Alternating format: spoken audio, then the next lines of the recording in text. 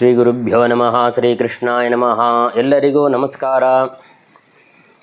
ಎಲ್ಲ 15 ದಿವಸ ಪಿತೃಪಕ್ಷ ಅಂತ ಹೇಳಿ ಎಲ್ಲ ಪಿತೃಗಳಿಗೂ ವಿಶೇಷವಾಗಿ ತರ್ಪಣವನ್ನು ಕೊಟ್ಟು ಶ್ರಾದ್ದವನ್ನು ಮಾಡಿ ತುಂಬ ಹೊತ್ತು ಟೈಮ್ ತಗೊಂಡು, ಅಂದರೆ ಎಲ್ಲ ಮಠಗಳಲ್ಲೂ ತುಂಬ ಗುಂಪಿರೋದು, ತುಂಬ ಟೈಮ್ ಆಗಿರೋದು, ಊಟಕ್ಕೆ ಎಷ್ಟೋ ಶ್ರಮಗಳಿದೆ. ಅದಕ್ಕೆ ನಡುವೆ ಪಿತೃಕಾರ್ಯವನ್ನು ಶ್ರದ್ಧೆ ಭಕ್ತಿಯಿಂದ ಮಾಡಿದ್ದೀರಿ. ಎಲ್ಲರಿಗೂ ಪಿತೃಗಳ ಅನುಗ್ರಹವಾಗಲಿ ಹಾಗೆ ಅಂತ ಪ್ರಾರ್ಥನೆ ಮಾಡುತ್ತಾ, ಒಬ್ಬರು ಕೇಳಿದರು, ಮಾತಾಮಹ ಶ್ರಾದ್ದ ಅಂತ ಪಂಚಾಂಗದಲ್ಲಿ ಹಾಕಿದೆ, ಏನು ಹಾಗೆ ಅಂತ ಕೇಳಿದರು. ಅದರ ಪಂಚಾಂಗದಲ್ಲಿ ಮಾತಾಮಹ ಶ್ರಾದ್ದ ಅಂತ ಹಾಕಿದೆ, ಅದು ಏನು ಹಾಗೆ ಎಂಬುದು ಪಂಚಾಂಗದಲ್ಲಿ ಹಾಕಲ್ಲ, ಬರೀ ಮಾತಾಮಹ ಶ್ರಾದ್ದ ಅಂತ ಹಾಕಿದೆ ಅಷ್ಟೇ. ಅದು ಏನು ಹಾಗೆ ಅಂತ ಒಬ್ಬರು ಕೇಳಿದರು. ನನಗೆ ತೆಲೆದ, ನನ್ನ ಅನುಭವಕ್ಕೆ ಬಂದ, ನಾನು ನೋಡಿದ ವಿಷಯಗಳನ್ನು ಇದರಲ್ಲಿ ನಾನು ಹೇಳಬೇಕು ಅಂತ ಇಷ್ಟಪಡ್ತಾನೆ. ನಿಮಗಿನ್ನೂ ಇದು ಹೆಚ್ಚು ವಿಷಯಗಳು ತಿಳಿದಿದ್ದರೆ ನೀವು ಅದು ಕಮೆಂಟ್ಲಿ ಹಾಕ್ಬೋದು. ಇಲ್ಲ ನಮಗೆ ತಿಳಿಸಿರಿ ಅಂದರೆ ಅದನ್ನು ಇನ್ನೂ ವಿಷಯಗಳನ್ನು ಹೆಚ್ಚು ಜನಗಳಿಗೆ ಹೇಳೋಕ್ಕೆ ಪ್ರಯತ್ನ ಮಾಡೋಕ್ಕೂ ನಾನು ಪ್ರಯತ್ನ ಮಾಡ್ತಾನೆ. ಓಕೆ, ಇದು ಹಾಗಿದೆ, ಏನು ಮಾತಾಮಹ ಶ್ರಾದ್ದ ಅಂತ ಹಾಕಿದ್ದಾರಲ್ಲ, ಏನು ಹಾಗೆ ಅಂತ ಕೇಳಿರು. ಇದು ಶಾಸ್ತ್ರ ಪುಸ್ತಕದಲ್ಲಿ ನೋಡಿದಾಗ ಈ ಆಶ್ವೀಜ ಶುಕ್ಲ ಪಕ್ಷ ಪ್ರತಿಪದ ಪ್ರಥಮ, ಅಂದರೆ ಮಹಾಲಯ ಪಕ್ಷ ಮುಗಿದು ಮರುದಿವಸ ಪಾಡ್ಯ ದಿವಸ ಈ ಮಾತಾಮಹ ಶ್ರಾದ್ದವನ್ನು ಮಾಡಬೇಕು ಹಾಗೆ ಅಂತ ಹಾಕಿದ್ದಾರೆ. ಒಂದು ಆ ಪುಸ್ತಕದಲ್ಲಿ ಏನು ವಿಷಯಗಳು ಅಂತಂದರೆ, ಮಾತಾಮಹ ಶ್ರಾದ್ದ ಅಂದರೆ ತಾಯಿಯ ತಂದೆ ಅಂತ, ಅವರ ಶ್ರಾದ್ದವನ್ನು ಇವತ್ತು ಮಾಡಬೇಕು ಹಾಗೆ ಅಂತ ಹಾಕಿದ್ದಾರೆ. ಅಷ್ಟೇ ಹೊರತು ತಂದೆ ಇದ್ದರೆ ಮಾಡಬೇಕಾ, ಇಲ್ಲದಿದ್ದರೆ ಮಾಡಬೇಕಾ, ಮಾತಾಮಹ ಜೀವದೊಡ ಇರೋ ವೇಳೆ ಮಾಡಬೇಕಾ, ಇಲ್ಲದಿದ್ದರೆ ಮಾಡಬೇಕಾ, ಇದೆಲ್ಲ ಯಾವುದು ಸರಿಯಾದ ರೀತಿಯಿಂದ ಸರಿಯಾಗಿ ನಮಗೆ ತಿಳಿದು ಪ್ರೂಫ್ ಸಿಕ್ಕಲ್ಲ. ಅದು ಸಿಕ್ಕಿದವರು ಹೇಳಬಹುದು. ನಂಗೆ ತಿಳಿದ, ನನ್ನ ಯೋಚನೆಯಲ್ಲಿ ಬಂದ, ನನ್ನ ಅನುಭವದಲ್ಲಿ ನಾವು ನೋಡಿದ ಎಷ್ಟೋ ಪಂಡಿತರುಗಳೆಲ್ಲ ಇರ್ತಾರೆ, ನಾವು ನೋಡಿ ಅವರ ಹತ್ರ ವಿಚಾರಿಸಿದ ವಿಷಯಗಳನ್ನು ಇದರಲ್ಲಿ ನಾನು ಹೇಳ್ತಾನೆ. ಅಂದರೆ ತಂದೆ ಜೀವತ್ ಪಿತೃಗಳಾಗಿರಬೇಕು. ತಂದೆ ಇರೋಂಥವರು ಅವರ ಮಗ. ನನ್ನ ತಂದೆ ಇದ್ದಾರೆ, ನಾನು ನನ್ನ ತಾಯಿಯ ತಂದೆಗೆ ಶ್ರಾದ್ದವನ್ನು ಮಾಡಬೇಕು. ಶ್ರಾದ್ದ ಅಂತ ಅಂದ ಮೇಲೆ ಅದರಲ್ಲಿ ಪಿಂಡವೇ ಎಲ್ಲೇ ತಾನೇ ಬರ್ತವೆ, ಪಿಂಡ ತಾನೇ ಬರ್ತವೆ, ಬೇರೆ ಯಾವುದೂ ಇಲ್ಲ ಅಲ್ಲಿ. ಒಂದು ನಮಗೆ ಜೀವ ಕೊಟ್ಟ ತಾಯಿ, ಅವ್ರನ್ನ ಜನನ ಮಾಡಿಸಿದ ತಂದೆ, ಅವರಿಗೆ ಜನ್ಮ ಕೊಟ್ಟ ತಾಯಿ ತಂದೆಯರಿಗೆ ಈ ಶ್ರಾದ್ದವನ್ನು ಮಾಡಬೇಕು. ಯಾರು ಮಾಡಬೇಕು? ಮಗಳ ಮಗ ದೌಹಿತ್ರನೇ ಈ ಶ್ರಾದ್ದವನ್ನು ಮಾಡಬೇಕು ಅಂತಿದೆ. ತಾಯಿ ತಂದೆ ಅಂದರೆ ಅವ್ರ ಮಗ ತಿಥಿ ಮಾಡ್ತಾನ, ನಾ ಯಾಕ್ರಿ ಮಾಡಬೇಕು ಹಾಗೆ ಅಂತ ಇದರಲ್ಲಿ ಇದರಲ್ಲಿ ದೌಹಿತ್ರ ಶ್ರಾದ್ದ, ಅದಕ್ಕೆ ಮಾತಾಮಹ ಶ್ರಾದ್ದ ಅಂತ ಇಟ್ಟಿದ್ದಾರೆ. ಅದು ದೌಹಿತ್ರನೇ ಮಾಡಬೇಕಾದ ಶ್ರಾದ್ದ. ಸೋದರ ಮಾವ ಇದ್ದರೂ ಸರಿ, ಇದು ನನಗೆ ಜನ್ಮ ಕೊಟ್ಟ ತಾಯಿ, ಅವರಿಗೆ ಜನ್ಮ ಕೊಟ್ಟ ತಂದೆ, ಅವರಿಗೆ ಶ್ರಾದ್ದವನ್ನು ನಾನೇ ಮಾಡಬೇಕು ಹಾಗೆ ಅಂತ ಅಲ್ಲಿ ಹಾಕಿದ್ದಾರೆ. ಅದಕ್ಕೆ ಮಾತಾಮಹ ಶ್ರಾದ್ದ ಅಂತ ಹೆಸರುದು. ಇವಾಗ ಮಾತಾಮಹ ಇದ್ದಾರೆ, ಏನು ಮಾಡಬೇಕು? ಇವಾಗ ತಂದೆ ಇದ್ದಾರೆ, ತಂದೆ ಇರೋ ವೇಳೆ ಹೇಗೆ ಆ ಶ್ರಾದ್ದವನ್ನು ಮಾಡಬೇಕು ಹಾಗೆ ಅಂತ ತುಂಬ ಗೊಂದಲವಾದ ವಿಷಯಗಳು ಬೇಕಷ್ಟಿದೆ. ನನಗೆ ತಿಳಿದ, ನನ್ನ ಅನುಭವಕ್ಕೆ ಬಂದದ್ದನ್ನು ಇಲ್ಲಿ ಹೇಳ್ತಾನೆ. ನಮಗೆ ಶಾಸ್ತ್ರ ಒಂದು ಪಕ್ಕ ಇರಲಿ, ಪ್ರತ್ಯಕ್ಷಂ ಅನುಮಾನಂ ಆಗಮಂ ಇದೆಲ್ಲ ಒಂದು ಪಕ್ಕ ಶಾಸ್ತ್ರ ಇರಲಿ. ನನಗೆ ತಿಳಿದು ನಾ ಏನು ಹೇಳ್ತಾನೆ ಅಂತಂದರೆ, ನನಗೆ ಜನ್ಮ ಕೊಟ್ಟ ತಾಯಿ, ಅವರಿಗೆ ಜನ್ಮ ಕೊಟ್ಟ ತಂದೆ, ಅವರು ಇದ್ದರು ಹಾಗೆ ಅಂತಂಬೋ ಪಕ್ಷದಲ್ಲಿ ನನ್ನ ಮಾತಾಮಹ ಜೀವದೊಡ ಇದ್ದಾರೆ, ಮಾತಾಮಹಿ ಜೀವದೊಡ ಇದ್ದಾರೆ. ಇವತ್ತು ಮಾತಾಮಹ ಶ್ರಾದ್ದ ಏನು ಮಾಡಬೇಕು ಅಂದರೆ, ಜೀವದೊಡ ಇದ್ದಾರೆ, ಶ್ರಾದ್ದ ಮಾಡಲಿಕ್ಕೆ ಇಲ್ಲ, ಆವಾಗೇನು ಮಾಡಬೇಕು? ಆ ಮಾತಾಮಹನಿಗೆ, ಮಾತಾಮಹಿ ಇಬ್ಬರಿಗೂ ದಂಪತಿ ಸಮೇತರಾಗಿ ಅವರನ್ನು ಉಪಚಾರಗಳನ್ನು ಮಾಡೋದು, ಅವರಿಗೆ ಏನು ಬೇಕೋ ಅದೆಲ್ಲ ತೆಗೆದುಕೊಟ್ಟು, ವಸ್ತ್ರಾದಿಗಳು ಅವ್ರಿಗೆ ಏನು ಬೇಕೋ ಅದೆಲ್ಲ, ಒಂದು ಬ್ರಾಹ್ಮಣ ಮುತ್ತೈದೆಯರು ಹಾಗೆ ಅಂತ ಆದಮೇಲೆ ಅವ್ರಿಗೆ ಏನು ಬೇಕೋ ಅದನ್ನೆಲ್ಲ ತೆಗೆದುಕೊಟ್ಟು ಅವರಿಗೆ ನಮಸ್ಕಾರ ಮಾಡಿ ಆಶೀರ್ವಾದವನ್ನು ಪಡೆದರೆ ಸಾಕು. ಅಷ್ಟೇ. ಇದು ಮಾತಾಮಹ ಶ್ರಾದ್ದ. ಜೀವದೊಡ ಇರೋ ವೇಳೆ ಇದೇ ಒಂದು ದೊಡ್ಡ ಶ್ರಾದ್ದ ಅಂತ. ಶ್ರಾದ್ದ ಅಂತ ಅಂಬೋದೇ ಶ್ರದ್ಧೆ ಅಂತ ಅಷ್ಟೇ ಹೊರತು, ಶ್ರಾದ್ದ ಆದರೆ ಒಡನೆ ತಲೆಗೆ ಸ್ನಾನ ಮಾಡಬೇಕು, ಪಿಂಡ ಇಡಬೇಕು ಅಂತೆಲ್ಲ ಇಲ್ಲ. ಶ್ರದ್ಧೆ, ಹೆಚ್ಚಾಗಿ ಶ್ರದ್ಧೆ ಇರಬೇಕು. ಅದಕ್ಕೆ ಶ್ರಾದ್ದ ಅಂತ ಇಟ್ಟಿದೆ. ಶ್ರದ್ಧೆ ತುಂಬ ಹೆಚ್ಚಾಗಿ ಶ್ರದ್ಧೆ ಇರಬೇಕು ಅಂತ ಇನ್ನೊಂದು ಕಾಲ್ ಎಕ್ಸ್ಟ್ರಾ ಹಾಕಿದ್ದಾರೆ. ತುಂಬ ಗಮನದಿಂದ ಮಾಡಬೇಕಾದ ವಿಷಯ, ಅದಕ್ಕೆ ಶ್ರಾದ್ದ ಅಂತ ಹೆಸರು. ದೇವರ ಪೂಜೆಯು ಶ್ರದ್ಧೆಯಿಂದಲೇ ಮಾಡಬೇಕು.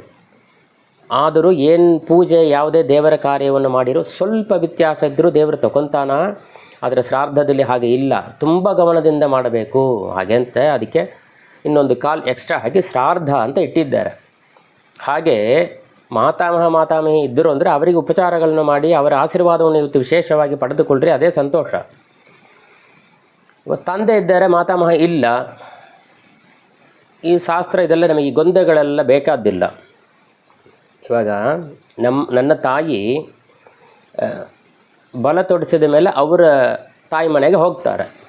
ಅಲ್ಲಿ ಅವರ ಮಗಳು ಬಂದಿದ್ದಾಳೆ ಅಂತ ಅವರು ಅಮ್ಮ ಅಪ್ಪ ಇಬ್ಬರೂ ಒಳ್ಳೆ ಪ್ರಕಾರ ಡೆಲಿವರಿ ಆಗಬೇಕು. ಹಾಗೆ ಅಂತ ಯಾವಾಗ 7ನೇ ತಿಂಗಳಿಂದ ಡೆಲಿವರಿ ಆಗಿ 3 ತಿಂಗಳು ಅಲ್ಲಿ ತಾಯಿ ಮನೆಗೆ ಹೋಗಿ 3 ತಿಂಗಳು ಅವರು ಆ ತಾಯಿ ತಂದೆ ಇವ್ರನ್ನ ಭದ್ರವಾಗಿ ನೋಡಿಕಿಂತಾರೆ. ನನ್ನ ಮಗಳು ಬಂದಿದ್ದಾಳೆ, ಅದು ಒಳಗಿರುವಂಥ ಮಗಳಾಗಲಿ ಮಗ ಆಗಲಿ ಅದು ಒಳ್ಳೆ ಪ್ರಕಾರ ಡೆಲಿವರಿ ಆಗಬೇಕು, ಯಾವುದ ತೊಂದರೆಯೂ ಇಲ್ಲದೆ, ಎಲ್ಲ ಅಂಗಹೀನ ಇಲ್ಲದೆ ಒಳ್ಳೆ ಪ್ರಕಾರ ಆರೋಗ್ಯವಾಗಿ ಡೆಲಿವರಿ ಆಗಬೇಕು ಅಂತ 24 ಗಂಟೆ ಹೊತ್ತು ಅವ್ರು ನೆನೆಸ್ತಾ ಇರ್ತಾರೆ. ಅಂದರೆ ಯಾರು? ಮಾತಾಮಹ ಅಂದರೆ ಮಗುವಿಗೆ ಮಾತಾಮಹ. ಮಗಳಿಗೋಸ್ಕರ ತಾಯಿ ತಂದೆ ಮಿನಿಮಮ್ ಒಂದು 6 ತಿಂಗಳು 7 ತಿಂಗಳು ಅವಳನ್ನ ಚೆನ್ನಾಗಿ ನೋಡಿಕೊಂಡು ಆಮೇಲೆ ಬಾಣಂತನೆಲ್ಲ ಮುಗಿಸಿ ಗಂಡನ ಮನೆಗೆ ಕೊಟ್ಟು ಕಳಿಸ್ತಾರೆ. ಆವಾಗ ಆ ಹೊಟ್ಟೆ ಒಳಗೆ 7 ತಿಂಗಳು ನಾನು ಇರ್ತಾನಲ್ವ, ಆ 7 ತಿಂಗಳಿಂದ ನಾನು ಮುಖ ಹೇಗಿದೆ, ನಾನು ಹೇಗಿರ್ತಾನೆ ಅಂತ ಕೂಡ ತಿಳಿದವರಿಗೆ.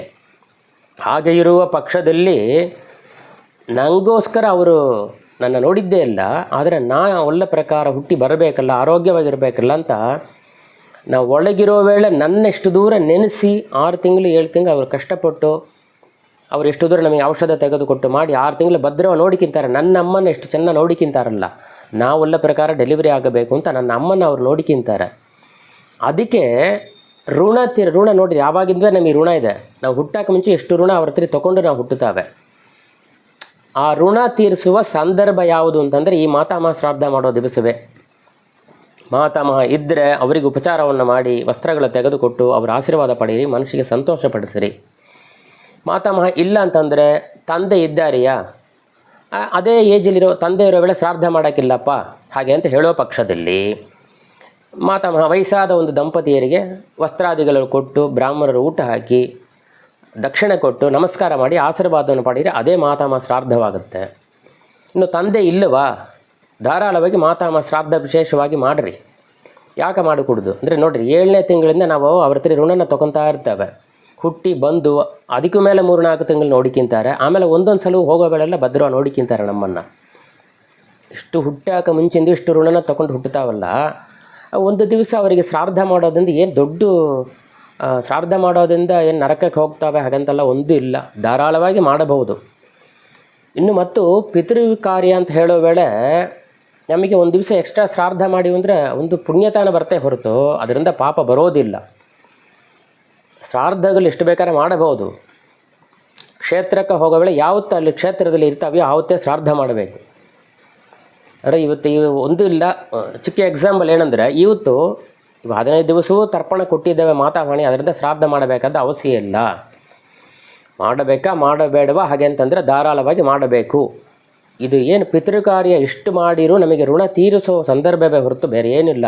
ಎಷ್ಟು ಮಾಡಿರೂ ಋಣ ತೀರೋದೇ ಇಲ್ಲ. ಅದರಿಂದ ಆದಷ್ಟು ಮಾಡೋಕ್ಕೆ ಪ್ರಯತ್ನ ಮಾಡಿರಿ. ಷಣ್ಣವತಿ ತರ್ಪಣ ಕೊಡಬೇಕು, ಯಾರು ಕೊಡೋದಿಲ್ಲ, ಅದಕ್ಕೆಲ್ಲ ಪ್ರಮಾಣ ಇದೆ, ಆದರೆ ಯಾರು ಮಾಡೋದಿಲ್ಲ. ಮಾತಾಮಹ ಶ್ರಾದ್ದ ಮಾಡೋಕ್ಕೆ ಪ್ರಮಾಣಗಳು ಕೇಳ್ತಾ ಇದ್ದರೆ ನಮ್ಮ ಕಣ್ಣು ಮುಂದೆ ನಾವು 7 ತಿಂಗಳಿಂದ ಅವ್ರ ಋಣ ತೊಗೊತಾವೆ, ಅದನ್ನು ನಾವು ತೀರಿಸಬೇಕೇ ಹೊರತು ಇದಕ್ಕೆ ಪ್ರಮಾಣ ಹುಡುಕುವಂಥದ್ದಿಲ್ಲ. ನಮಗೆ ಕಣ್ಣು ಮುಂದೆ ಇರೋ ವಿಷಯಗಳು ನಮಗೆ ಇಷ್ಟು ದೂರ ಅರ್ಥ ಆಗತ್ತಲ್ಲ, ಅದಕ್ಕೆ ಆ ಪುಸ್ತಕಗಳು ನೋಡಬೇಕಾದ ಅವಶ್ಯ ಇಲ್ಲ ಎಂಬುದು ನಂದು ಒಂದು ಚಿಕ್ಕ ಉಪಕಾರ. ಯಾರೊಬ್ಬರು ನಮಗೆ ತಿಳಿಲ್ಲ ಉಪಕಾರ ಮಾಡಿರೋ ಅವರಿಗೆ ನಾವು ಥ್ಯಾಂಕ್ಸ್ ಹೇಳ್ತೇವೆ. ಇದಕ್ಕೆ ಪ್ರಮಾಣ ಎಲ್ಲಿದೆ? ನಂಗೆ ಉಪಕಾರ ಮಾಡಿದರೆ ಯಾಕೆ ಅವನಿಗೆ ಥ್ಯಾಂಕ್ಸ್ ಹೇಳಬೇಕು ಅಂತಂಬೋದಕ್ಕೆ ಪ್ರಮಾಣ ಏನಿದೆ? ನಂಗೆ ಉಪಕಾರ ಮಾಡಿದ್ದಾನೆ, ಅವನಿಗೆ ತಿರುಗಿ ಆ ಋಣನ ತೀರ್ಸೋಕ್ಕೆ ಥ್ಯಾಂಕ್ಸ್ ಹೇಳ್ತೇವೆ. ಇಷ್ಟೇ ವಿಷಯ ಹೊರತು ಬೇರೆ ಯಾವುದೂ ಇಲ್ಲ. ಇದರಲ್ಲಿ ತಂದೆ ಇರೋವಂಥವ್ರು ಶ್ರಾದ್ದ ಮಾಡಬೇಕು ಅಂತಂದ್ರೆ ಇದು ಡೌಟೆಲ್ಲ ಇರುತ್ತೆ. ಅದರಿಂದ ಅದು ಬೇಡ. ವಯಸ್ಸಾದ ದಂಪತಿಯರಿಗೆ ಅದೆಲ್ಲ ಕೊಟ್ಟು ಉಪಚಾರ ಕೊಟ್ಟು ನಮಸ್ಕಾರ ಮಾಡಿರಿ, ದಕ್ಷಿಣ ಕೊಡ್ರಿ, ಆಶೀರ್ವಾದ ತಗೊಳ್ರಿ, ಸಾಕು. ತಂದೆ ಇಲ್ಲ ಅಂತಂದರೆ ಶ್ರಾದ್ದ ಮಾಡೋಕ್ಕೆ ಅಧಿಕಾರ ಇದೆ, ಧಾರಾಳವಾಗಿ ಮಾಡಿರಿ. ನನ್ನ ತಾಯಿ ಹೊಟ್ಟೆ ಒಳಗೆ ನಾವು ಹುಟ್ಟಿ ಬರಬೇಕು ಅಂತ ಇಷ್ಟು ದೂರ ಶ್ರಮಪಟ್ಟಿದ್ದಾರೆ, ಅವರಿಗೋಸ್ಕರ ಇದು ಒಂದು ಕೊಂಚ ನಾ ಶ್ರಮಪಟ್ಟು ಎಕ್ಸ್ಟ್ರಾ ಆಗಿ ದಿನ ಮಾಡ್ತಾನೆ ಅಂತ ಮಾಡೋದ್ರಿಂದ ಏನು ತಪ್ಪಿಲ್ಲ. ಮಾಡಲಾದ್ರೆ ಯಾರು ಕೇಳೋದಿಲ್ಲ, ಮಾಡಿರೆ ತಪ್ಪಿಲ್ಲ. ಅದರಿಂದ ಪುಣ್ಯವೇ ಬರ್ತೇ ಹೊರತು ಯಾವುದು ಪಾಪಗಳು ಬರೋದಿಲ್ಲ. ನಂಗೆ ತಿಳಿದೆರಡು ವಿಷಯನ ಹೇಳಿದ್ದಾನೆ. ಇದರಲ್ಲಿ ಏದಾದ್ರು ತಪ್ಪಿತ್ತು ಅಂತಂದರೆ ಕ್ಷಮಾಪಣೆ ಮಾಡಬೇಕು. ಸರಿಯಾಗಿತ್ತು ಅಂತಂದರೆ ಕಮೆಂಟ್ ಮಾಡಿರಿ, ಸಂದೇಹ ಗೆದ್ದರೆ ಹೇಳ್ರಿ. ಇದು ನೋಡುವಂಥವ್ರು ತುಂಬ ತೆಳೆದವರಾಯಿದ್ದು, ಇದು ಸಾಮಾನ್ಯ ಮನುಷ್ಯರಿಗೆ ಹೇಳಿದ್ದಾನೆ. ಇದು ಬಗ್ಗೆ ಚೆನ್ನಾಗಿ ತೆಳೆದವರು ಇದ್ದರು ಅಂತಂದರೆ ಇದು ಇನ್ನೂ ವಿಷಯವಾಗಿ ಹೇಳಬೇಕು ಅಂತ ನಾನು ಪ್ರಾರ್ಥನೆ ಮಾಡ್ತಾನೆ. ಶ್ರೀಕೃಷ್ಣಾಯ ನಮಃ.